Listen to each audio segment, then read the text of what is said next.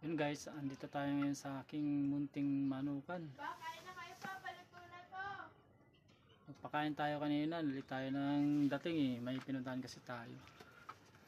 Ngayon, habang pinapakain ko ang aking mga manok, may napansin ako mayroong isang sipon. Yun, nilinis ko kanina.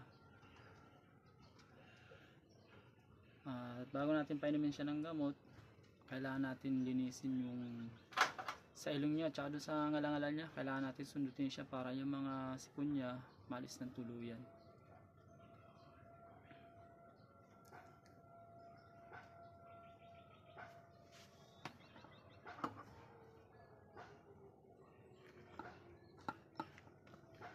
Yan guys, yan yung mga manok natin.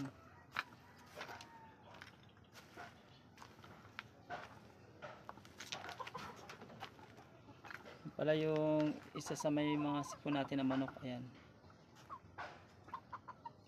Hindi ko na pinakita kanina paglinis ko kasi medyo nagloko yung cellphone natin. Pero sa sunod ipapakita ko kung paano linisin yung sipon niya.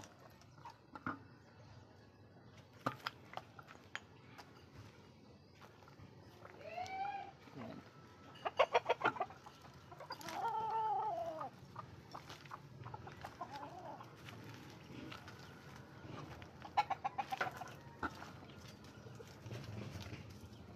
Yung isang manok natin nanalo yan ng nakaraang linggo. Tapi siya, tapi.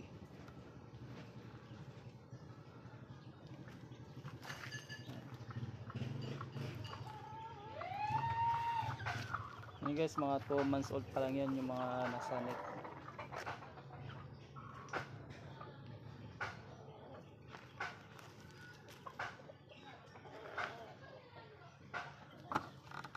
Yan ang munting manukan ko. Siguro nasa 20 plus pa lang niyan, pero magdadagdag tayo sa susunod na ating mga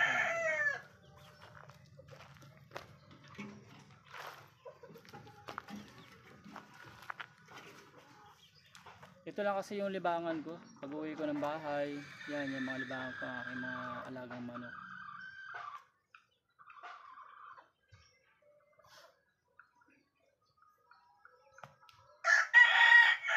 Kahapon naglaban tayo, medyo hindi tayo pinalad.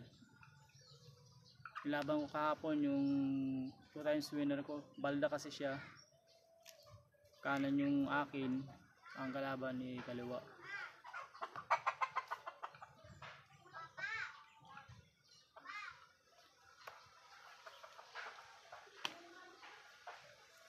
Ngayon tuloy-tuloy pa rin yung pagbibreed ko ng mga manok natin. Nagsasalang ako ngayon. Medyo bata pa itong mga alaga ko ngayon, nakatali. Mga 4 months pa lang yung mga nakatali natin.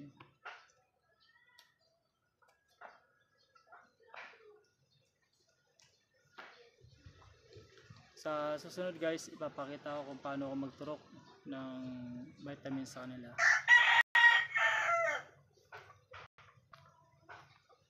Kaya abangan nyo yung susunod kong i-upload na video. Yun guys, dumating na naman yung makulit na bata. Yun, yan.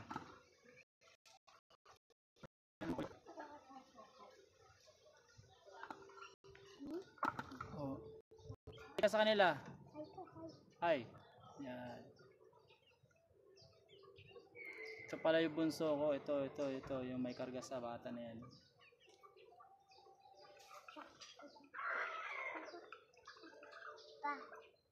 Papa. Oh. Papa. Oh.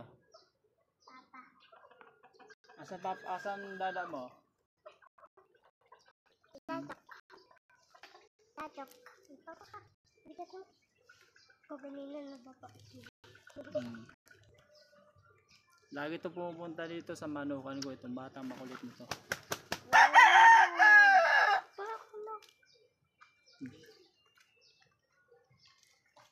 Nasanay na kasi yan dito lagi pupunta.